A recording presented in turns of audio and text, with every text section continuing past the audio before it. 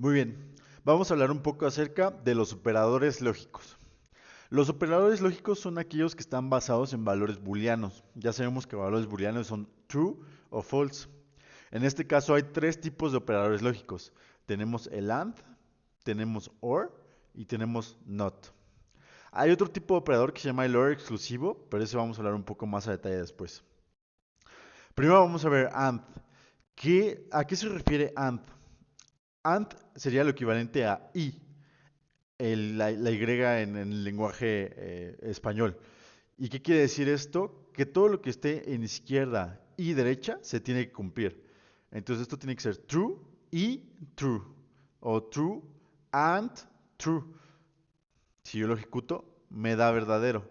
¿Por qué? Porque lo que tengo del lado izquierdo y lo que tengo del lado derecho es verdadero. Si yo tuviera aquí, como el ejemplo de aquí, un true and false, me va a dar que no es cierto, que no se cumple. ¿Por qué? Porque la regla del AND es que todo tiene que ser cierto. Lo que esté del lado izquierdo y lo que esté del lado derecho tiene que cumplirse. Sí o sí tiene que cumplirse. Cualquier otra cosa ya es falso. Ahora vamos a hablar del OR. El OR, la diferencia con el AND o con el I, es que el OR solo te pide que uno de los factores o una de las condiciones sea verdadera. En este caso el OR sería como nuestro O, ¿no? Si tenemos, si es verde o azul, entonces es verdadero. Y el AND sería si es verde y azul, entonces es verdadero. Esa sería la diferencia entre estos dos. Entonces aquí yo tengo un false, un true y un false. Si tengo un OR, me va a dar true. ¿Por qué? Porque tiene algo que sí se cumple. Si lo queremos ver como en lenguaje humano o un lenguaje más amigable, si el coche es verde o azul o rojo, entonces es verdadero. En este caso, si fue azul, por ejemplo, entonces lo marca como verdadero. Y pasa lo mismo, si yo tengo, o sea, OR o el O solo te pide que se cumpla una vez. Si se cumple más de una vez, si se cumple 10 veces, no importa, va a seguir siendo true. Como aquí, por ejemplo, en este ejemplo. Yo tengo dos verdaderos, entonces me lo marca como verdadero. Solo hace falta que solo esté uno para que se marque como verdadero.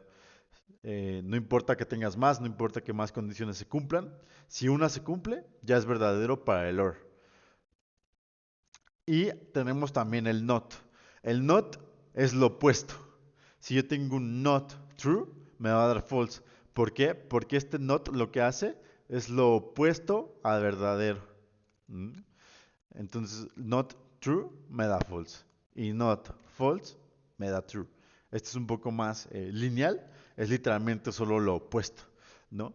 En este caso, si fuera, por ejemplo, este not lo podemos usar para decir que no se hace el coche, que el coche no sea azul, o que el coche no sea rojo, o algo así. Sería lo equivalente a un lenguaje más amigable.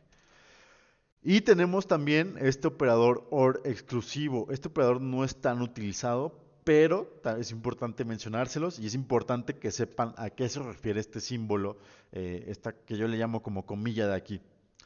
Tenemos el OR exclusivo, lo que hace es que solo uno de los valores de la condición OR se debe de cumplir.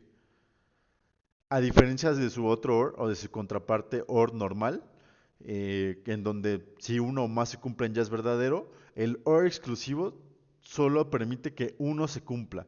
Entonces, por ejemplo, aquí yo tengo true, OR exclusivo false, OR exclusivo false. Si yo lo ejecuto me va a dar verdadero. ¿Por qué? Porque tengo solo una condición dentro de mi OR que sí se cumple. Si yo tuviera dos, como en este ejemplo, me va a dar falso. ¿Por qué? Porque estoy usando un OR exclusivo que solo me permite tener una única condición verdadera.